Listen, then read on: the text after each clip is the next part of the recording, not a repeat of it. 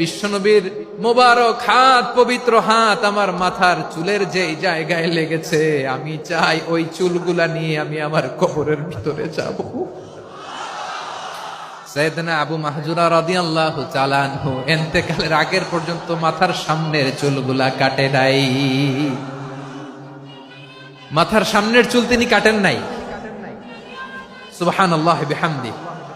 কেমন ভালোবাসতেন বিশ্বনবী সাহাবীদেরকে, সাহাবারা কেমন ভালোবাসতেন বিশ্বনবীকে। অষ্টম হিজরিতে হুনাইনের যুদ্ধে রাসূল সাল্লাল্লাহু আলাইহি ওয়াসাল্লাম ফিরে আসতেছেন মদিনায়। পথিমধ্যে বেলাল রাদিয়াল্লাহু তাআলা আনহু আযান দিচ্ছেন। কি দিচ্ছেন? তো পাশে ছিল মুশরিকদের একটা পল্লী, কিছু মুশরিক তরুণ, কিছু অমুসলিম কিশোর, তারা আযানকে ব্যঙ্গ করতেছে। আমাদের বাংলায় মুখ ভেঙ্গানো বলে আর কি। বেলাল রাদিয়াল্লাহু তাআলা আনহু আযান দিচ্ছেন, ওই বাচ্চাগুলো মুশরিক, তো ওরা আযানকে ব্যঙ্গ করতেছে, বিকৃতি করে ওরাও আযান দিচ্ছে। উদ্দেশ্য হচ্ছে আযানকে নিয়ে ঠাট্টা করা। উদ্দেশ্য কি? ঠাট্টা করা। ব্যাপারটা মনে কষ্ট পাওয়ার মতো ব্যাপার না? কিন্তু বিশ্বনবী ওইখানে দেখেন কি খুঁজলেন। বিশ্বনবী খেয়াল করলেন অমুসলিম কিশোরদের মধ্য থেকে একটা কিশোরের গলাটা বড় দরাজ গলা, কণ্ঠটা বড় সুন্দর। খেয়াল করে দেখলেন যে কিছু কিশোর বেলালের আযানকে ব্যঙ্গ করে, বিকৃতি করে, কিন্তু একজনের কণ্ঠ দেখতে পাচ্ছেন না এত দূরে, কিন্তু কণ্ঠটা বড় সুন্দর, দরাজ গলা। বিশ্বনবী সাহাবীদেরকে বললেন, ধরো এগুলারে, ধরো। সবগুলারে ধরে বিশ্বনবীর সামনে আনা হলো। ওরা হাঁটু গেড়ে বসলো। বিশ্বনবী বললেন, তোমাদের মধ্যে কে যেন ব্যঙ্গ করে আযান দিচ্ছিল, তার গলাটা বড় উঁচু, গলার বেসটা বড় মজবুত, মেলোডিয়াস, সুমধুর কণ্ঠ। কে? আবু মাহজুরা বলে, আমার বন্ধুরা সবাই আমার দিকে আঙ্গুল দেখায়, আমি পড়ে গেছি বিপদে। রাসূল সাল্লাল্লাহু আলাইহি ওয়াসাল্লাম বাকি অমুসলিম তরুণদেরকে ছেড়ে দিলেন, বললেন তোমরা যাও। এবার আবু মাহজুরারে পাইছে। আবু মাহজুরার চুলের মধ্যে হাত দিলেন বিশ্বনবী, মাথায় হাত দিয়ে বললেন, এবার আযান দাও দেখি। আবু মাহজুরা বলে, আমি তো আযান দিতে জানি না, কারণ আমি তো বেলালেরটা শুইনা দিছি, আমার তো মুখস্থ নাই, আমি তো আযান দিতে জানি না। বিশ্বনবী বললেন, জানো না? তাহলে আসো, আমি তোমারে শিখাই দেই। সুবহানাল্লাহ পড়ে। আবু মাহজুরা হাঁটু গেড়ে বসে, বিশ্বনবীর মোবারক হাত আবু মাহজুরার চুলের মধ্যে। বিশ্বনবী আযানের মুআল্লিম আবু মাহজুরাকে বলতেছে, ঠিক আছে তোমারে শিখাই দিচ্ছি, আমি যা যা বলবো আমার সাথে সাথে বলো, পারবা? আবু মাহজুরা বলে, পারবো। বিশ্বনবী আযান দিচ্ছেন, মাথায় হাত দিয়ে আল্লাহু আকবার, আল্লাহু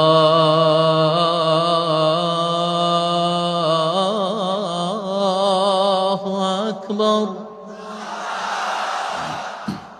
আবু মাহজুরা এই বাক্যটা পড়লেন।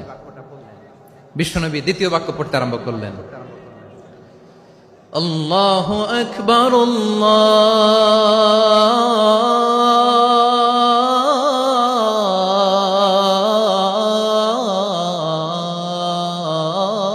আল্লাহু আকবার। আবু মাহজুরা এই বাক্যটা বললেন। বিশ্বনবী আবু মাহজুরার মাথার মধ্যে হাত দিয়ে তৃতীয় বাক্য বললেন, আশহাদু আল্লা ইলাহা ইল্লাল্লাহ,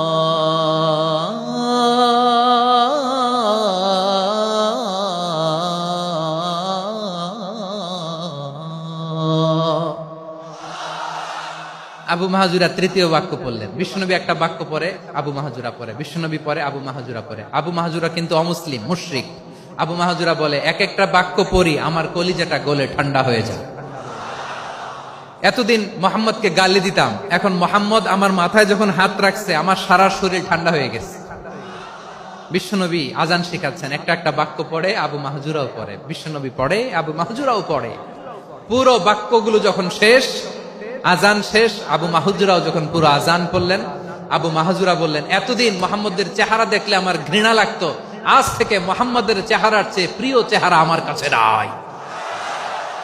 আবু মাহজুরা বললেন, ও মুহাম্মদ, আযানের বাক্য তো আপনি আমারে শেখালেন, এখানেই শেষ করবেন না, আপনি আমারে পড়ায় দেন, লা ইলাহা ইল্লাল্লাহু মুহাম্মাদুর রাসূলুল্লাহ সাল্লাল্লাহু আলাইহি ওয়াসাল্লাম।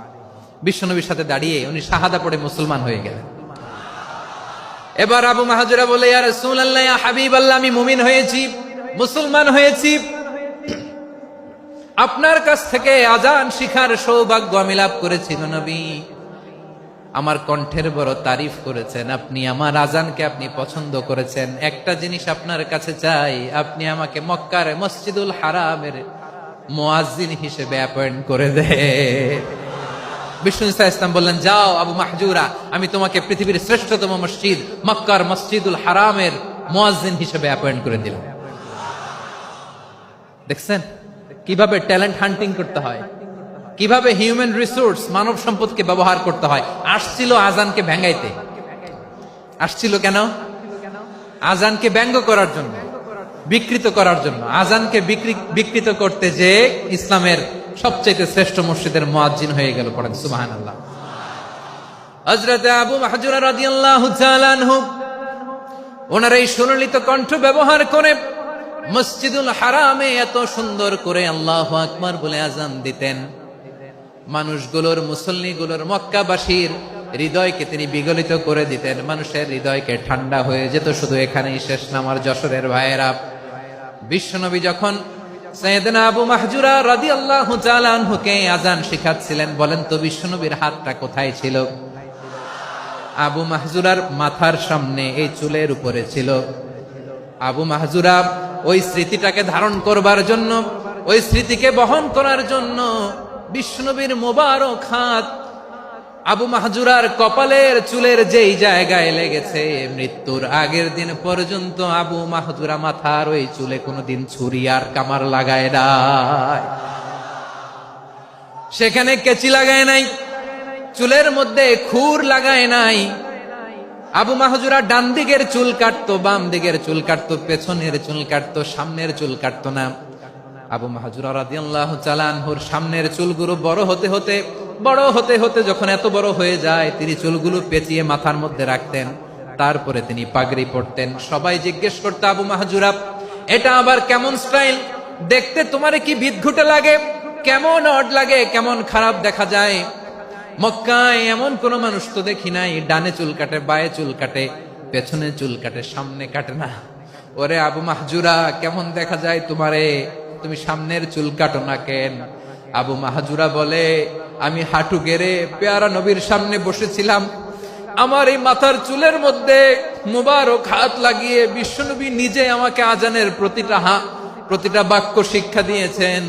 বিশ্বনবীর মোবারক হাত, পবিত্র হাত আমার মাথার চুলের যেই জায়গায় লেগেছে, আমি চাই ওই চুলগুলা নিয়ে আমি আমার কবরের ভিতরে যাব। সাইয়েদনা আবু মাহজুরা রাদিয়াল্লাহু তাআলা আনহু ইন্তেকালের আগের পর্যন্ত মাথার সামনের চুলগুলা কাটে নাই। মাথার সামনের চুল তিনি কাটেন নাই। সুবহানাল্লাহি বিহামদি। কেমন ভালোবাসতেন বিশ্বনবী সাহাবীদেরকে, সাহাবারা কেমন ভালোবাসতেন বিশ্বনবীকে। সামনের চুলগুলো বড় হতে হতে এত বড় ছিল, পেঁচিয়ে রেখে পাগড়ি করতেন, কাটতেন না। নবীর হাত লেগেছিল। সুবহানাল্লাহ পড়েন। তাহলে হোয়াট ইজ দ্য লেসন?